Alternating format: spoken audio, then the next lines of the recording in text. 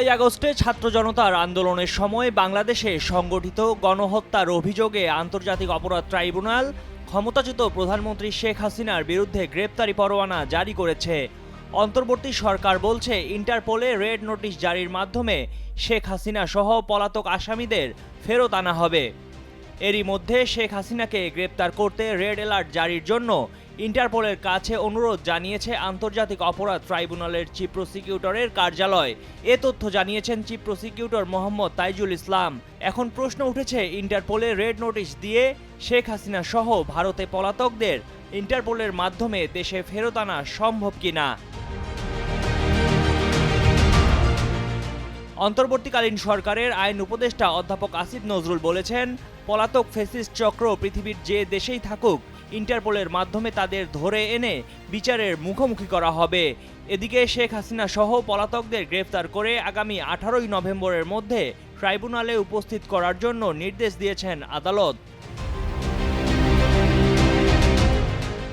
বিবিসির প্রতিবেদন অনুযায়ী গত মাসেই ভারত সরকার নিশ্চিত করে জানায়, শেখ হাসিনা ভারতেই অবস্থান করছেন। ভারত ও বাংলাদেশের মধ্যে প্রত্যর্পণযোগ্য অপরাধ মামলায় অভিযুক্ত বা ফেরার আসামি বা বন্দীদের একে অপরের কাছে হস্তান্তরের জন্য একটি চুক্তি আছে 2013 সাল থেকেই। তাহলে বাংলাদেশ কেন সেই চুক্তি অনুযায়ী ফেরত না চেয়ে ইন্টারপোলের সহযোগিতা চাচ্ছে, উঠেছে এমন প্রশ্ন। সাবেক পুলিশ মহাপরিদর্শক নুরুল হুদা বিবিসিকে বলেন, রেড অ্যালার্ট মানে কোনো ব্যক্তির বিরুদ্ধে মামলা বা ওয়ারেন্ট আছে, ওই আসামি যে দেশে আছে সেই দেশের পুলিশ বিভাগকে ওই আসামির ওপর নজর রাখতে বলা। এক্ষেত্রে ইন্টারপোল যদি সহযোগিতা করে থাকে, তাহলে শেখ হাসিনা সহ পলাতক আওয়ামী লীগ নেতাদের দেশে ফেরত আনা সম্ভব কিনা। বিবিসির এমন প্রশ্নে সাবেক এই পুলিশ কর্মকর্তা বলেন, ফেরত পাঠানোর বিষয়টি শুধু রেড নোটিশের মাধ্যমেই সম্ভব হয় না, এটা সেই দেশের জুডিশিয়াল অথরিটিরও বিষয় রয়েছে। বিবিসির প্রতিবেদনে বলা হয়, 2015 সালে বিএনপির ভারপ্রাপ্ত চেয়ারম্যান তারেক রহমানের বিরুদ্ধে রেড নোটিশ জারি করা হয়েছিল। 21শে আগস্ট গ্রেনেড হামলা মামলা সহ বিভিন্ন মামলার তথ্য উপাত্তের ভিত্তিতে প্রথমে ইন্টারপোল ওই বছরের 2রা জুলাই তার বিরুদ্ধে রেড নোটিশ জারি করেছিল।